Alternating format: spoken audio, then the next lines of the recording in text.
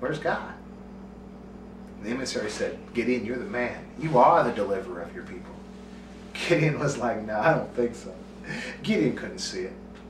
He said, he's from the tribe of Manasseh. His family was the least in the tribe, and he said he was least in his father's house. How could I be the one? And the emissary said, Gideon, you are the one.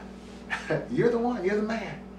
And after a dialogue, he came to believe and recognize that he was, in fact, the deliverer of his people. But the first thing he did before putting together an army, before going out to the battlefield, he had to go to his father's house and tear down the heathen altar in his father's house. That's what we want to look at, the heathen altar in his father's house. There was a heathen altar in his father's house. And what I'm suggesting today, being his father's house, that was the house that Gideon was raised in, his father's house. And in his house that he was raised in from a child, and because he was still young, was an altar, a heathen altar to a God that wasn't God, the God of Israel. And so it's no doubt that Gideon, being raised with this heathen altar, was influenced by this heathen altar. Now, what's a heathen altar? A heathen altar is a value system. The things that we value that are not God. God's, there shall have no other gods before me. What's a God? Anything that we place before God. Anything that we place before God. So our values, the things that we hold dear that are not God, are heathen altars. That's how we would correlate symbolically this story to our lives. We are living lives of lack because we've been influenced and impacted negatively by the families that we grew up in.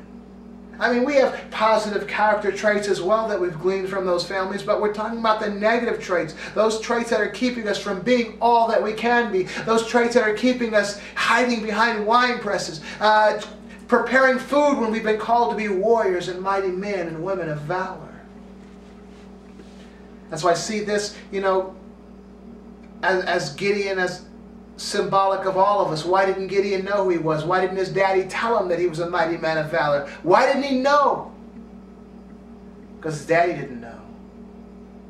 Because his daddy was not able to impart into Gideon what his daddy didn't know. And this is where we see the symbolism of that heathen altar. If his daddy had a real altar, if his daddy was walking in relationship and communion with God as he was supposed to be, if he had a real altar to God in his house, he would have been able to impart. He would have been communing with God, understanding, talking to God, and being able to impart into Gideon the reality of Gideon's life from the eyes of God as his father, but he couldn't. Because he didn't have that relationship, that walk with God. He had the wrong kind of altar, and so he wasn't able to give Gideon the information and knowledge that he needed. He couldn't pass that on. Just like we were talking about love. He couldn't give Gideon the insight that he needed to recognize who he was in the eyes of God. And so I really want you to see how we are victims to the upbringing, to the families that we've come out of. And it might look like a generational curse. I'll tell you, a generational curse, okay, as we go along in the life of Gideon, okay, so he tears down the altar and he goes through a bunch of stuff and he does get an army together and they defeat the enemy and they're well and there's victory, the armies of Gideon. We find later in Gideon's life, he becomes an old man and he finally dies. And Gideon has like 70 sons. 70 sons. This is 70 sons. This is like Judges 6 through like 9 or so. And but he has another son, a son of his concubine. That's kind of interesting. They had a lot of concubines back in those days, but he had another son. His name was Abimelech, from his concubine of Shechem, a place called Shechem. And so now Gideon dies, and so he's got all these sons left over. I'm sure this son of the concubine was slighted, of course. And this son, Abimelech, of the concubine of Shechem, this son goes to the people of Shechem and asks them. He says, do you want to be led by 70 sons of Gideon? Or do you want to be ruled by one son of Gideon, who's also your blood? They thought about it a while. They said, hey, that might be a good idea. So they gave Gideon some money. They gave Abimelech some money. Abimelech used that money to purchase some warriors and a little army. And they killed his brothers, his 70 brothers. So now Abimelech was king. Abimelech was king for about 3 years. And then the Bible tells us that God decided, it's the book of Judges, the 9th chapter, after 3 years, that it was time for them to be punished for what they did to the sons of Gideon. And he turned the people of Shechem against Abimelech. They fought each other. Abimelech killed thousands, and Abimelech himself was killed. And what I want you to see, very interesting, is just that. And I'll turn to it quickly in the book of Judges, the 9th chapter. And it says, okay, in the 23rd verse, then God sent an evil spirit between Abimelech and the men of Shechem, and the men of Shechem dealt treacherously with Abimelech. So what I want you to see here, this was God actually punishing these people for what they had done to the 70 sons of Gideon. And what I want to suggest to you today, that in the people of Shechem, the thousands of people that were killed at the hand of Abimelech, some of them were innocent. They weren't part of the insurrection, obviously. But they had to suffer because of their parents and those that were actually involved. I guess in a roundabout way, what I'm suggesting to you today is that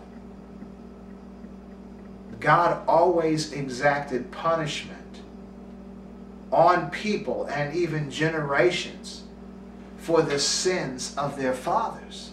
Okay?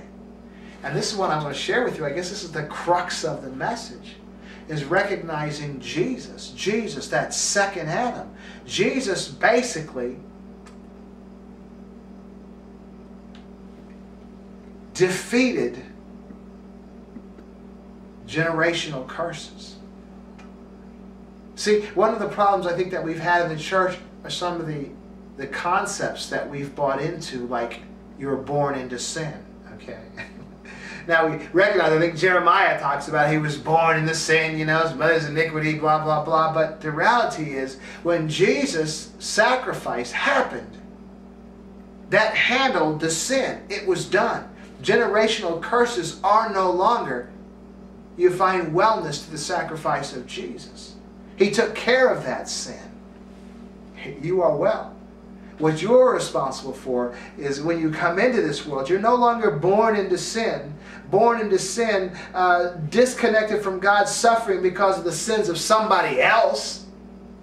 You're simply responsible for yourself, and you are responsible for the lifestyle that you live when you come into the world. But you're not responsible for the lifestyle and the sins that people did before you came into the world. Jesus, the second Adam, took care of that. And so that's the good news. Now the problem is, now let's get back to this generational curse thing. So there is no such thing as a generational curse. Jesus took care of that. So we're not affected. We're not born into a world of sin. I mean, we're born into a world of sin, but we're not born convicted of the sin of those ancestors that came before us. Jesus handled that. What I want to show you is why we still live like we're falling under a generational curse. Because nobody told us that we were free. And it's simply that. You take, for example, like a wild elephant. A big old, floppy-eared wild elephant, India or Africa or somewhere out there, running around crazy and free and wild. When you go to the circus, the Barnum and Bailey circus or the Shriner circus or whatever, the elephants that you see in the circus, they didn't go into the wild and get a full-grown adult elephant and bring them to the circus, and this is the elephant they're leading around now. No. Because they couldn't control an elephant like that, because those elephants are free. They're wild. You can't control an elephant like that. But what they do is they take a little baby elephant, what they call a calf, and they train that baby elephant from the time they're born into bondage. They'll keep them, tied to a big old stake, so they can't get away as much as they try. And that little baby elephant grows up believing that they can't move. So now they can remove this big rope that this baby elephant has had around his ankle for years and years. And the baby elephant in his mind sees himself still in bondage, still in slavery, and he doesn't even try to run away. He knows he can't, although he could. And so you see, with the people on top of the elephants and they're walking the people around, the elephant could easily squish everybody and tear down the tents, but it doesn't. Because that elephant's been led